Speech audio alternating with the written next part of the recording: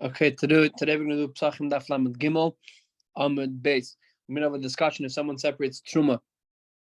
Comments the Truma on Pesach, is the Truma counted or it's not counted? Meaning, does he have to take Truma again after Pesach or not? So we said he's not. And the reason for that is, we're going to say another reason now.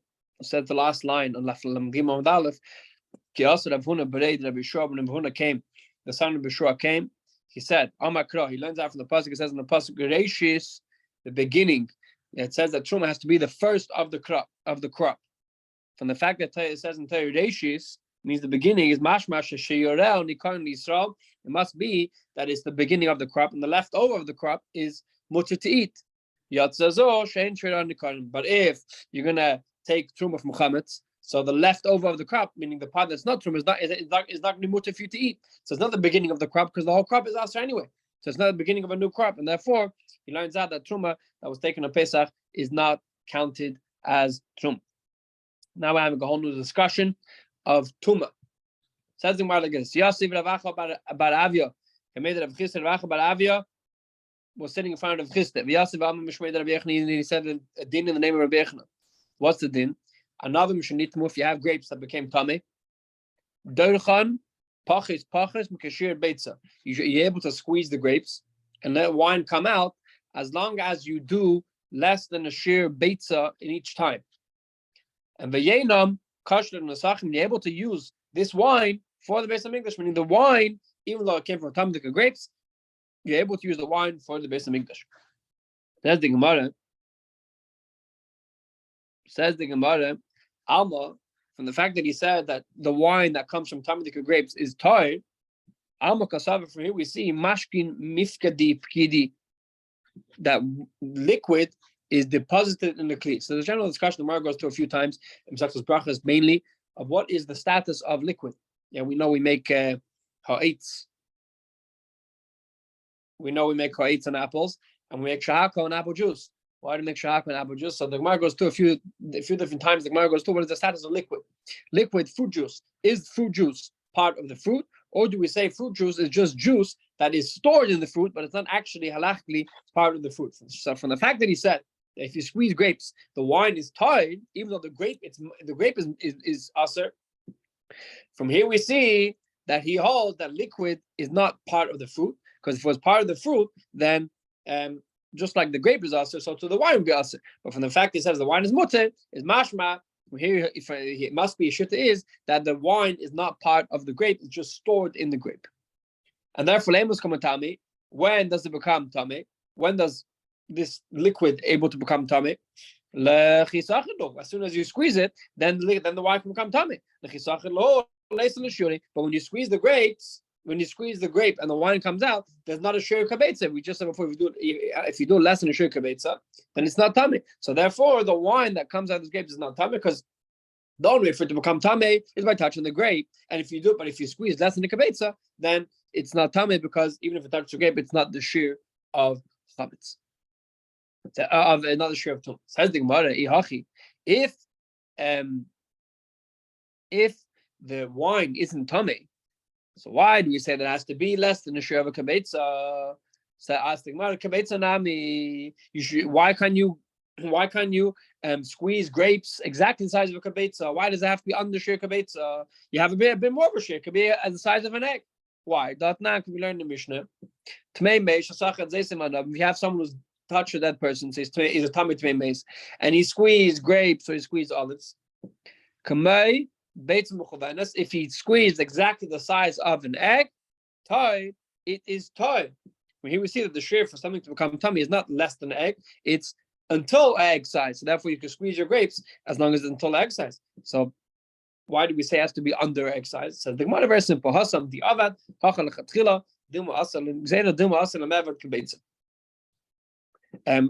the Mishnah said that it could be egg size, exactly an egg size is b'di'evet. That you might squeeze more than a kabetza. And once you squeeze more than a kabetza, it's going to become tamei, because that's a shear for it to become tamei. So Chacham said, be careful to never squeeze less. Always make sure to squeeze less than a kabetza, just to be to be more careful. Okay, so we have one din, that if someone squeezes grapes, even though the grape was tamei, but the wine that comes out of the grape is toy. Amalei Rav Chisda told Rav Acha. Yeah, Rav Acha said this. Then Rav Chisda is going to argue with him. Rav Chisda told him, "Man tzaislach or Rabbi Yochanan Rabbi. Who's going to listen to you? No one. This doesn't make sense." What does it mean? If the grape became tamei, so the liquid in the grape also became tamei. What does it mean that the wine is now tired? So the Gemara says, "Alma kasava mashkin mivle bli keva nitmule uchla itmulo mashkin." From here we see that the opinion of Rav Chisda, the fact that Rav Chisda is asking such a question of how can you say the wine is tired? Because why? What's Rav Chisda's reasoning?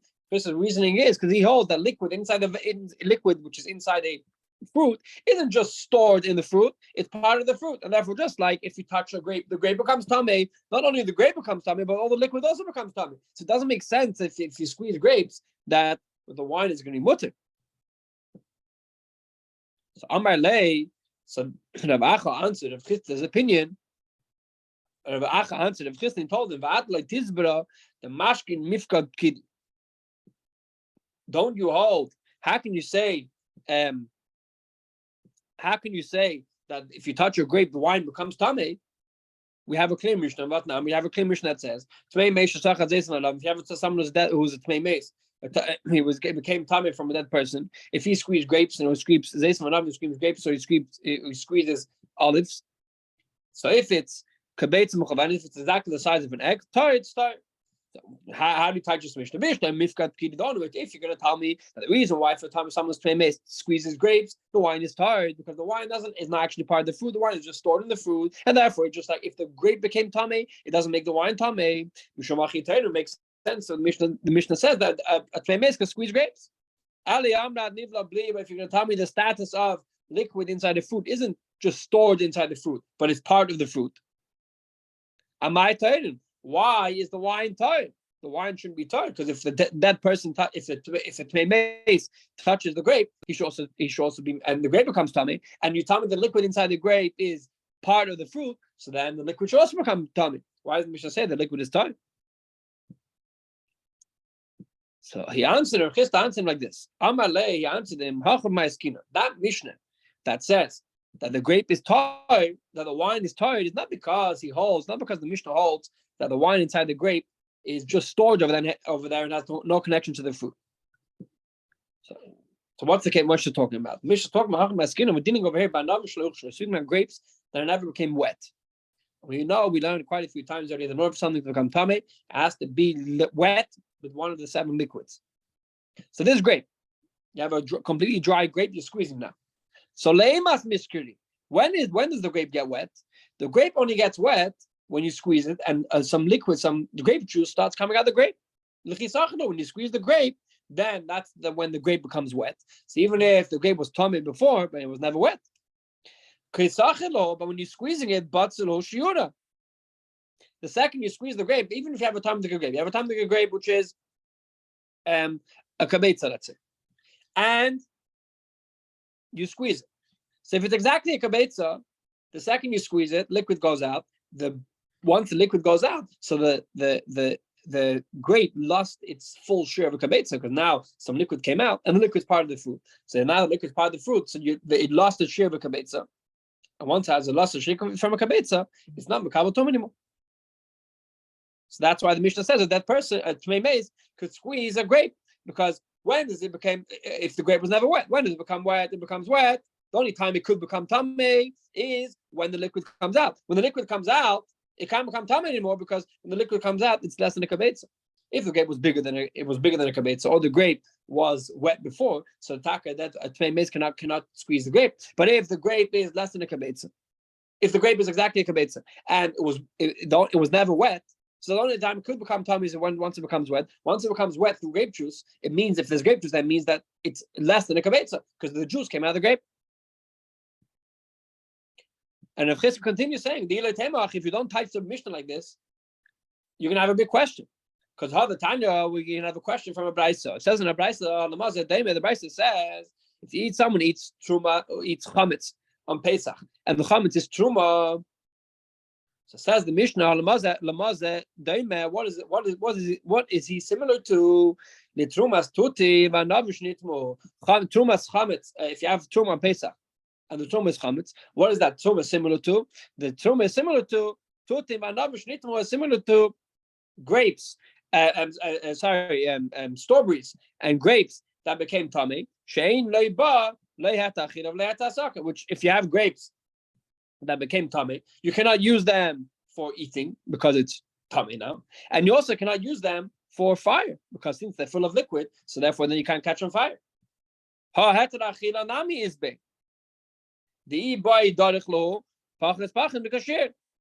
can you say that it has grapes that became tummy can never be eaten? What do you mean? We just had a clear mission that says that if you squeeze the grapes less than the share of a kibetza, it is tar. The wine is tar. So why does the Brisa say the wine is tar?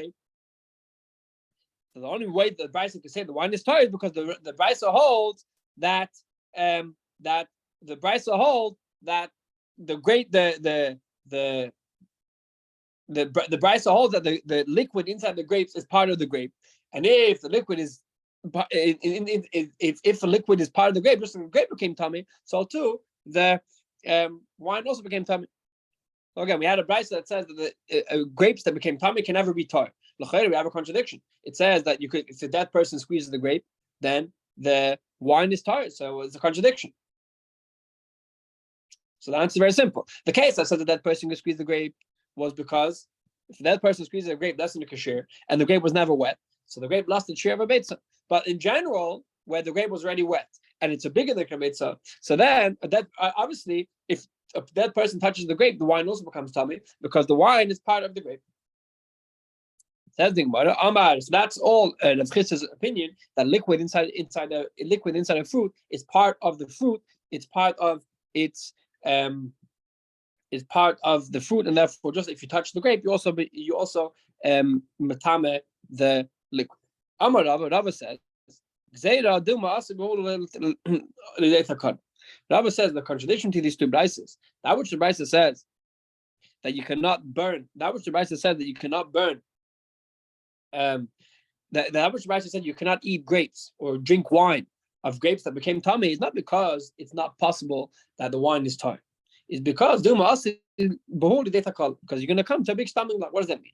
It means if you have a bunch of grapes that are truma and the tummy, which you can't eat them, if Rabbi is going to tell you that you're allowed to, squeeze them, so you might come to a stumbling block. You might come and eat some grapes, and even though the wine is tar, but the grapes are tummy, and if the grapes are tummy, so then you can't eat them. So Rabbi made the rule that even though the wine could be tar, but in general, stay away from squeezing grapes which are tummy, because even though the wine is tar, you might come to eat the grapes while you are squeezing the grapes. Are we scared that if you do something, are we scared that if you're squeezing the grapes, you might come to eat the grapes? It says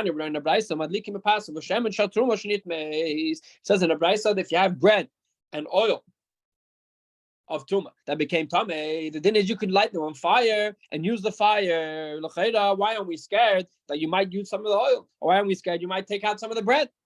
Why, when it comes to grapes, we say you can't squeeze the grapes because you might come to eat the grapes.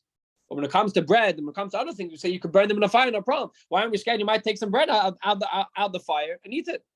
I answer very simple. The way you make a fire is you have a whole bunch of wood and you take the bread and you throw it inside the fire. And so too with the oil, you put it inside the vessel, and the vessel now becomes disgusting. So you're never going to come to eat it. But grapes, once if you ever been to a wine press, once the grapes are, and when you're squeezing the grapes, there's nothing stopping you from just bending down and picking out one of the grapes. So it's much more of a big of a stumbling block. So Rabbanan said, do not squeeze any grapes with your tongue. Okay, says the Gemara Gufa. We learned before. We just said now, they're able to light a fire from bread that became tamei and oil that became tamei. Abai said the name of Chizkiah. Rabbi Amar Mishmei, Rabbi Amar the Ben Yitzchak bar Masa, and Rabbi said the name of Yitzchak bar Masa. That what? That Amar the name of the Funa. When do we say they're able to burn bread, which is tamei, and use the fire is only by bread? But if you're going to use wheat seeds, if you have wheat kernels that became tamei and they're truma, so then you cannot burn them with you cannot burn them with a fire and have benefit from the fire. Why? Because wheat kernels don't become disgusting or don't become damaged so quickly when you throw them into the fire.